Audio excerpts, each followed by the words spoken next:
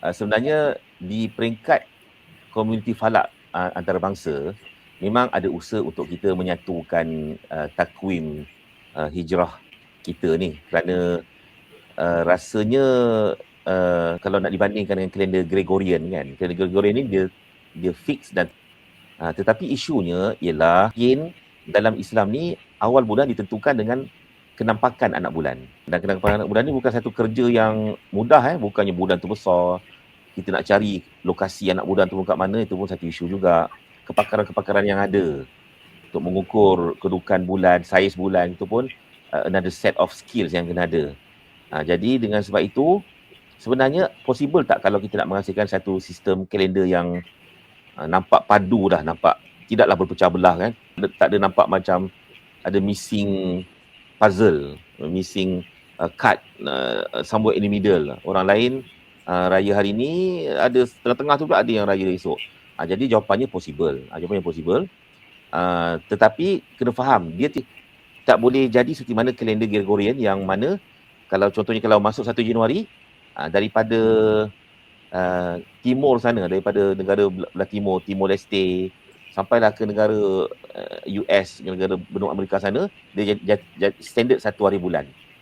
Dalam kalender Hijriah, saya berpandangan benda tu tidak possible. Kerana apa? Kerana kita jangan limit bumi kita ni seperti mana dalam Google Map, itu peta yang telah pun diproject, dipanggil Mercator projection. Bumi kita ni kan sfera. Ni kepada Bani sfera lah ni. Jadi untuk dulu kalau orang travel, kalau pegang map sfera globe tu, dia jadi susah nak bawa. Pasal tu, peta ni kita stretchkan jadi sekeping kertas yang kita tengok kat Google Map tu. Kalau tengok dekat atas, dekat kutub utara, kutub selatan, kan nampak besar kutub utara tu, padahal sebenarnya tak besar pun. Tapi bila dah stretch, dia nampak macam besar. Jadi, apabila kita nak mewujudkan kalender bersepadu ni, kena faham mungkin ada dua peta yang ada timur dan barat ni. Mungkin adalah nanti kawasan yang dia tak sambut 1 hari bulan dulu, dia kena istiqmal, kena genapkan 30 hari bulan. Yang belah sana dia akan nampak anak bulan. Itu yang boleh kita bayangkan lah kalau boleh berlaku. Bahkan kalau tengok data-data yang dikongsi oleh Jepun pada buat data kebolehnampakan anak bulan berdasarkan kepada negara, kan cantik dia punya warna-warna tu kan. Itulah yang mungkin boleh dipraktis 1 hari nanti.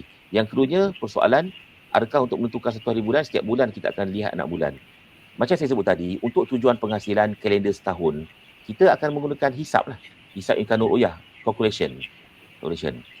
Tetapi untuk bulan-bulan penting, iaitu bulan Ramadan, bulan Syawal dan bulan Zulhijjah, memang nak tak nak kita kena verify kita punya hisap itu dengan ru'yah dan dengan melihat yang sebenarnya. Okay? Dan again, kita nak tegaskan lagi bahawa hisap kita ni bukannya hisap bulan-bulan memang boleh dihisap dan kita yakin dengan kedudukan tersebut. Yang kita hisap tu ialah hisap kebolehnampakan, menghitung possibility nampak anak bulan ataupun tak nampak anak bulan. Itu hitungan kita, tujuan hitungan kita.